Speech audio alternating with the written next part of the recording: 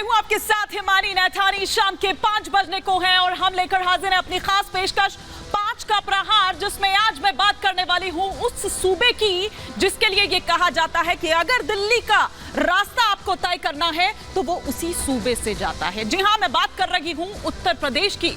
लेकिन उस सूबे की सियासत की अगर बात करूं या उस सूबे की सत्ता की अगर बात करूं तो उसकी चाबी किसके पास होती है, आज दरअसल उस पर हम बात करने वाले हैं, क्योंकि उसी चाबी पर सभी जो राजनीतिक दल हैं, जो पार्टीज हैं, उनकी नजर लगी हुई है। मैं बात यहां पर कर रही हूं दलित वोटर्स की। जब आज चुनावी शंखनाद जो 24 के सियासी महासमर का केंद्रीय गृह मंत्री अमित शाह द्वारा किया गया, तो फिर उनके द्वारा दरअसल ये कहा गया कि किस तरह से वो जो तमाम ऐलान थे, तमाम बड़े ऐलान थे, उसमें साफ तौर पर फोकस नजर आ रहा था दलितों पर, उनके उत्थान पर। वो तमाम विकास योजनाएं जो थी वो ये बता रही थी, वो इलाके, वो बस्तियां। क्यों? क्योंकि अगर हम कौशांबी की बात करें तो यहां पर ये वोटर्स निर्णायक भूमिका में है, करीब 35%। वहीं आजमगढ़ की अगर बात करें, और इन दोनों ही जगहों पर विधानसभा की स्थिति की अगर बात करूं तो बीजेपी की स्थिति उतनी अच्छी नहीं है, उतनी क्या बल्कि है ही नहीं। 3 सीट्स अगर कौशांबी की बात करें तो वो तीनों की तीनों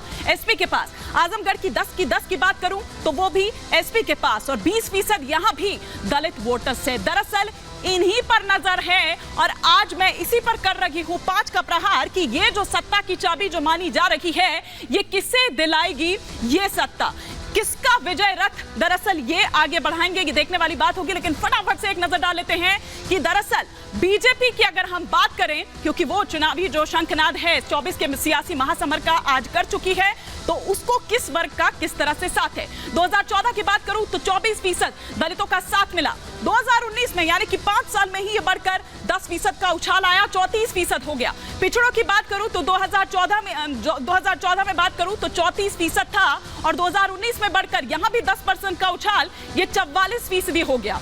वहीं आदिवासी, अगर मैं वोट बैंक की बात करूं, आदिवासियों की बात करूं तो 2014 में ये 38% था, 2019 में ये भी बढ़ा, इसने भी छलांग लगाई 44% के साथ। सवर्ण जातियों की अगर बात करूं तो 2014 में 60% अगर उनका साथ मिला तो 2019 में यहां भी 8% का उछाल आया, और यहां 68% ये हो गया। तो ये दरअसल हम आपको दिखा रहे हैं कि बीजेपी की जहां तक बात करें वो साधने में जरूर जुटी है, लेकिन उसको हर वर्ग का किस तरह से साथ मिला है। लेकिन अब जो नजर है वो दरअसल यहां पर है कि किस तरह से और इसको मजबूत किया जाए। अब ऐसे में सवाल जो खड़े हो रहे हैं वो ये कि उत्तर प्रदेश में शाह नीति से कैसे पार पाएगा विपक्ष। दूसरा सवाल ये कि बीजेपी के विजय रथ को क्या रोक पाएंगे विपक्षी दल।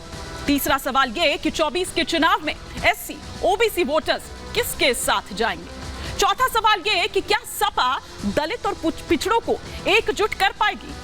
पांचवा और अंतिम सवाल ये कि क्या 2024 में फिर चलेगी अमित शाह की चाणक्य नीति। ये वो तमाम सवाल होंगे, कई खास मेहमान जुड़ेंगे, लेकिन पहले आपको दिखाते हैं एक छोटी सी रिपोर्ट।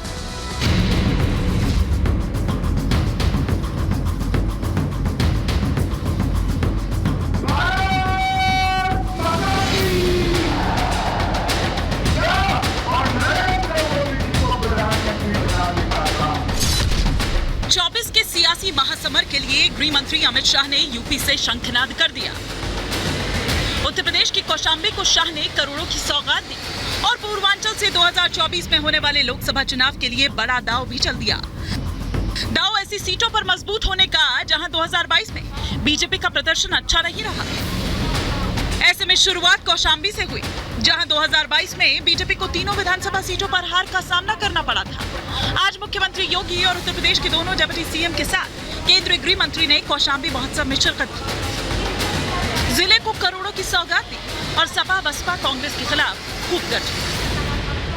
आपने इस देश के लोकतंत्र को जातिवाद, परिवारवाद और तुष्टीकरण के 3 नासूरों से घेर कर रखा था। मोदी जी ने जातिवाद भी समाप्त करा, सपा बसपा कहीं दूर दूर तक दिखाई नहीं पड़ते। विकास की योजनाओं को हर गांव, हर गरीब, हर नौजवान, हर किसान तक पहुंचाने के लिए सरकार पूरी प्रतिबद्धता के साथ कार्य कर रही है। 2022 के विधानसभा चुनाव में बीजेपी जहां जहां कमजोर पड़ी, वहां अमित शाह ने अब की बार पूरा जोर लगा दिया। कौशाम्बी के साथ ही पूर्वांचल के आजमगढ़ में भी शाह ने सियासी बिसात बिछा दी। आजमगढ़ को समाजवादी पार्टी का गढ़ माना जाता है। हालांकि अखिलेश के विधानसभा चुनाव में जीत के बाद खाली हुई लोकसभा सीट पर बीजेपी कमल खिलाने में यहां कामयाब रही और उसी प्रदर्शन को दोहराने के लिए योगी और शाह ने अखिलेश के गढ़ में भी विकास का दांव खेल दिया है। आजमगढ़ की छवि कभी ये हरिहर घराने से जानी जाती थी, पंडित छन्नूलाल मिश्र जैसे गायकी के विद्वानों से जानी जाती थी। वो आजमगढ़ को, वो छवि को धूमिल करने का काम इस सपा बसपा सपा की सरकारों ने किया था। उत्तर प्रदेश में 24 के चुनाव से पहले विकास के साथ ही जाति का मुद्दा भी गर्मा रहा है। जाति की सियासत इसलिए भी क्योंकि समाजवादी पार्टी अब की बार दलित वोटर्स को अपने पाले में करने के लिए पूरी कोशिश कर रही है। सूबे की सियासी पिच पर बसपा के कमजोर पड़ने पर अखिलेश मायावती के कोर वोट बैंक में सेंधमारी की कोशिश में जुटे हुए हैं। मिशन काशीराम के जरिए सपा दलित वोटर्स को साधने में जुटी है, तो बीजेपी ने भी अनुसूचित जाति में पैठ मजबूत करने के लिए 6 अप्रैल से बाबा साहेब अम्बेडकर की जयंती 14 अप्रैल तक सामाजिक न्याय सप्ताह के रूप में मना रखी है। दलितों का प्रदेश में दलितों का जो विश्वास है वह समाजवादी पार्टी से तो पहले ही उठ गया था, और जहां तक बहुजन समाज पार्टी का सवाल, जो उनका कोर वोटर था वह भी उनसे विमुख हो गया है, क्योंकि जो अपेक्षाएं थी दलितों की वो मायावती ने पूरी नहीं की। आज मानवर कांशीराम की पूरी फौज और नेताजी मुलायम सिंह यादव के पूरे कार्यकर्ताओं की फौज एक साथ खड़ी है। तो दोनों की फौज जब एक साथ खड़ी हो गई है तो फिर से भाजपा पर खतरे का बादल मंडरा रहा है। जाति के मुद्दे पर यूपी का सियासी गलियारा फिर तप रहा है, लेकिन सवाल है कि 24 के चुनाव में अब की बार दलित और पिछड़ा वोटर्स किसके साथ खड़ा है? क्या सपा दलित पिछड़ों को एकजुट कर पाएगी या उत्तर प्रदेश में शाह नीति फिर चलेगी और एक बार फिर खिलेगा कमल? Bureau report, Republic Bharat.